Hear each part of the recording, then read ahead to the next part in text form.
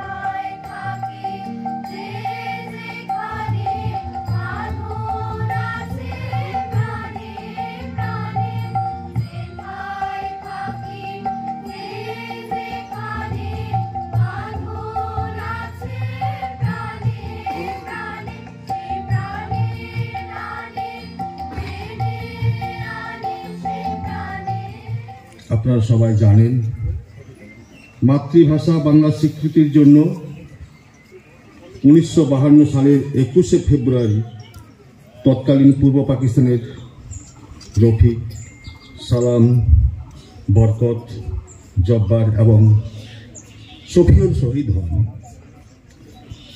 মাতৃভাষার জন্য তাদের আত্মত্যাগকে স্বীকৃতি জানিয়ে ইউনেস্কো দিনটিকে সারা পৃথিবীর সবার মাতৃভাষার মর্যাদা রক্ষার দিন হিসেবে চিহ্নিত করে। কেন আন্তর্জাতিক মাতৃভাষা দিবস উদযাপন করা হবে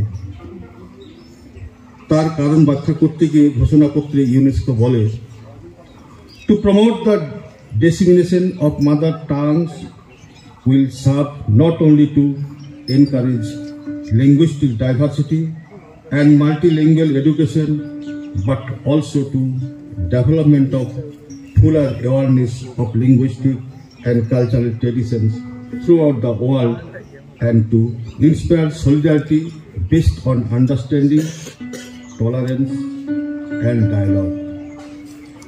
পৃথিবীর সব মানুষের সব ভাষার প্রতি শ্রদ্ধা, সম্মান ও সহনশীলতা থাকা দরকার। কোনো ভাষার চাপে যেন অন্য ভাষা বিপন্ন হয়ে না পড়ে।